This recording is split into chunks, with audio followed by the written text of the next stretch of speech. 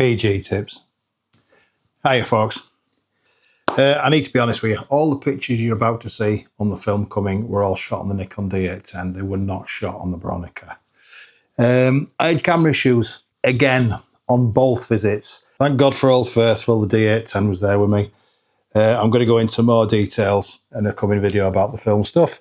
I think it's worth watching the whole video as it is now. I would normally have canned this and said, oh no, it's gone wrong again, I'm not doing this. Take it down, delete it, start again. It's your fault, Tim, deal with it.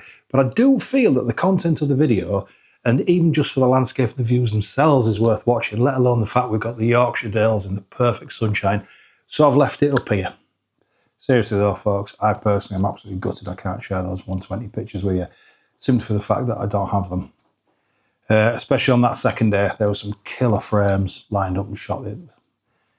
It is what it is. More on that in a coming video. All pictures from a D810. I wouldn't even blame you if you sit there now laughing at it as I'm going along going, he thinks he's taking pictures, but he's not.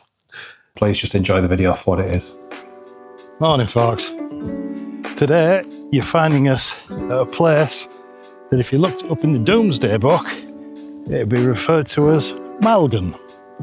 It's not an original spot, it's not an original shot. I think everybody's done it, apart from me, which is why we're here today. Angry Wife and I set off early, come out to see this, and I'll explain all once we get up there. So, Malham, from the Doomsday Book, is a derivative of a term which means surrounded by rocks and stones. So you can probably see where we're at. It's the lone tree at Malham. It's actually about 1.5 miles out of Malham, up on the top on the limestone pavement. You can't miss it when you drive past. I've got knee issues again at the minute, so we drove up and parked up. Angry Wife's just, if you hear any grunts and splats, she's negotiating her way back across the pavement. She thought she'd seen a body to feed on. So, confession time. You don't have to be one of the more observant ones to notice there's going to be continuity errors between some of the footage. The reason being for this, believe it or not, is I cocked something up. You're going to sit there and go, oh, what, did you come all the way out there before, Tim? Shoot all these lovely pictures and screw up all these pictures? Yeah, that's exactly what I did. I'll go into it a bit further on, but needless to say, I made some schoolboy errors with my film camera. So I'm back here today. But I am not complaining. And the reason being, let me spin you around here. Look at this. I saw the weather forecast. I was on the outskirts of Bradford. I was like, I'm going there. We're going to reshoot this, get the pictures it deserves on the film camera, and go and enjoy our time out in the country. This wasn't here last time we were here. Look at this. What a cracker. Definitely needs to be a picture of that. Yeah, that's got to be a shot. And I'll tell you what, if screwing up videos, my forte being what it is, it couldn't have happened at a better time, because we've come back today to kind of reshoot and make right. And it is glorious. It couldn't have been better than the first time, I thought, but look at this. It's so, so nice. I've got the Bronica 120 ETRS, and I've got a 75mm PE lens with me, which the PEs are supposed to be a lot sharper. So we'll see what these pictures come out like. I did take some on me D810 last time I was here. So I'll splice those into the video as we go through. But it's an interesting spot up here. And when I say film camera, emphasis on film. It's not the most original place in the world. It's a bit of a photographer's playground up here. We have the limestone bedrock, which is known as the pavement. The ground was stood on. It's made up of what's called grikes and clints. Clints as in Eastwood, grikes as in, I don't know, something ugly from a fantasy film. And what it is, the grikes are like the ditches, if you will. This whole formation was called 12,000 years ago. Glaciers were like raking back as they were withdrawing, and it was the glacial meltwater coming off, and it just peeled it all back and revealed this bedrock below it. And then you've got millennia of acid rain coming down, hitting this bedrock, and it makes these crevices. And there's flowers growing in there. I don't know how deep they go. I'm not about to find out today. And the formations where they come up and form the segments are called the clints. Now, when you look at them this way down, you get some wonderful leading lines for photography, which is why this place is so popular with photographers all over. As I say, I'm not the first person to shoot it. I won't be the last. I do like to come up here when I'm around and just shoot it and reshoot it. It's a beautiful, beautiful place. Now, this tree here, as you see it, Unfortunately, it's not a natural phenomenon, no matter what people in mythology will tell you. It's understood the tree was planted between 1860 and 1890. It's a hawthorn tree. Like I say, it has ash dieback, which is a terrible thing. It's killed a lot of trees around by us. It basically rots them from the inside out, as I say. But when we say 120 film, and the emphasis was on film, this is also the place. It's got a rich history in TV. Wuthering Heights, which it makes sense because Bronte country is just over there, Haworth, where the Bronte sisters were, the Bronte family. That's a deep story, that one. And you've got All Creatures Great and Small, which if you're older like me, you'll remember. Not Last of the Summer Wine, that's where I live, over in Holmfirth. And most recent and most popularly is Harry Potter and the Deathly Hallows Part 1.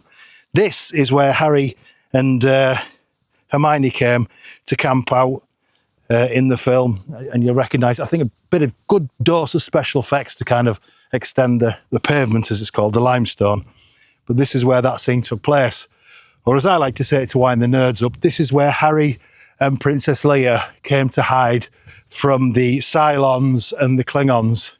Expecto Haiti Malium. But we're here to get a few shots with the Bronica. Make right what I did wrong originally. I've got some Kodak 200 Gold because that's a beautiful, it's a lovely kind of spring summer characterful film. I love it. And I'm shooting on some Ilford 100 black and white for that contrasty, punchy look.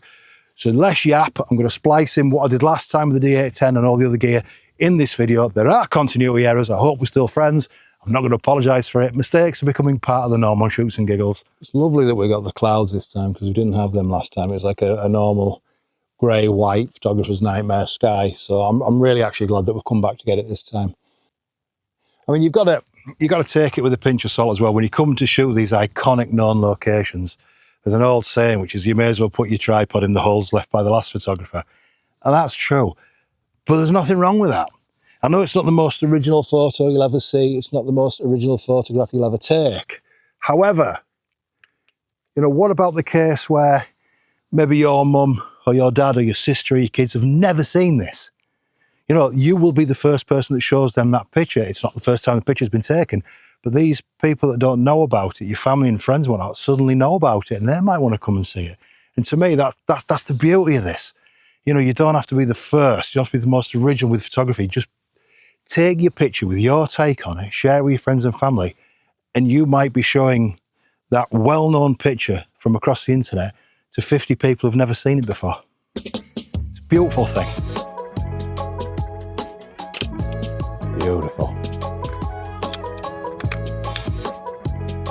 And with the light being what it is, I'm getting an exposure value of 2/50th of a second at f/16, so it gets all lovely and in focus. So I'm actually gonna go for a handheld shot. Let's go a bit lower down. This is where I lose my tripod and drop it, innit?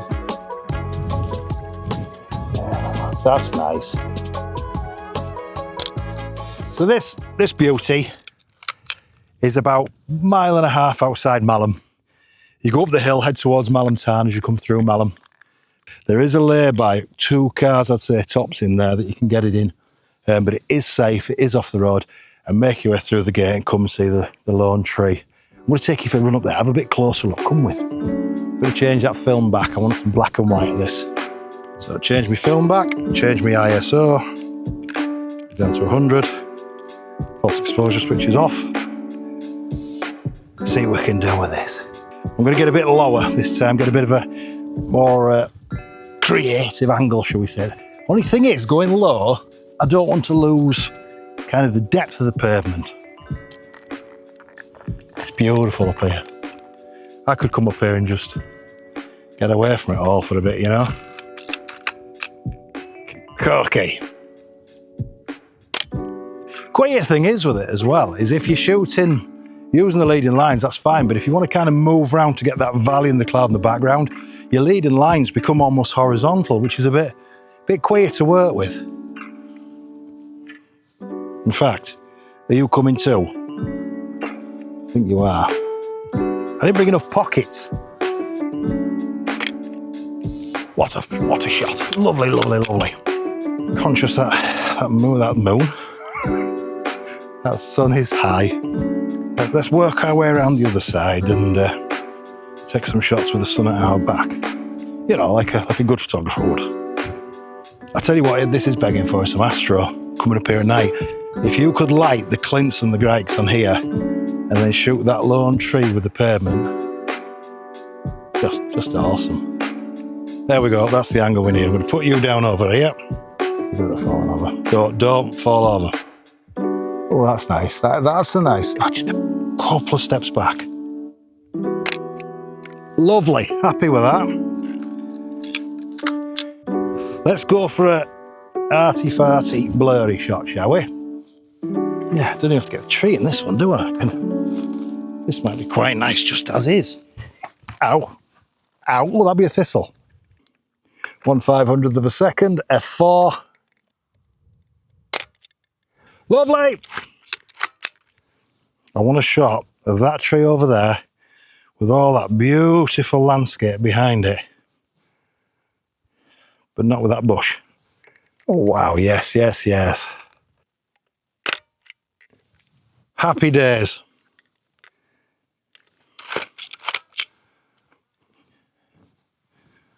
What a spot though, it's silent, secluded.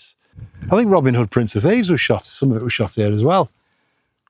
I know there was at Sycamore Gap before them two pillocks got their hands on it. 1/25th of a second. Lovely. Because of course the beauty of black and white film, as we all know, it's kind of A, it's timeless I find, and B, it's not so much about the colours, it's more about your composition and your textures, which is why obviously I brought both colour film and black and white, because some of the tones up here, it's been a very hot summer in the UK this year, uncommonly so. When I say hot for the UK, we're talking, you know, between 28 and 32 on a regular basis. So a lot of the colours are parched, which isn't usual for us around here. So I'd like to capture it on the film while I can, while I'm out. So from its inevitable ties to TV, the stark beauty that, you know, the natural landscape gives it, as well as the idea of a lone tree, the mythology behind this, I find maybe even more beautiful than the tree itself. The idea was Mother Nature had to transform herself into a physical form to come to Earth because there was a very destructive troll going around destroying everything. So she came to Earth transformed as a tree.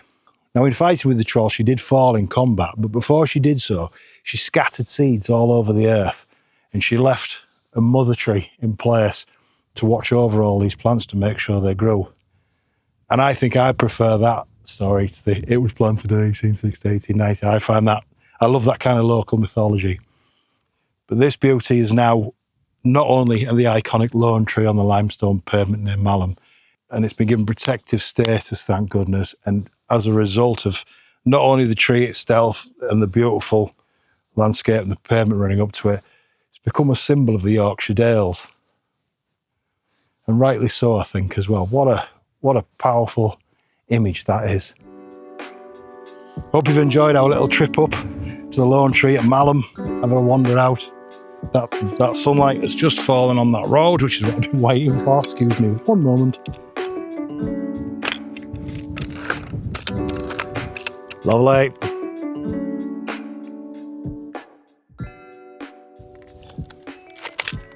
Oh, lovely. That's the end of the Kodak 200. Good wind on. That's so satisfying, that just because slack and keep spinning. Thank you ever so much for coming along. I appreciate every single one of you. I hope you liked it here. It's such a cool spot. I had to share it. Thanks ever so much.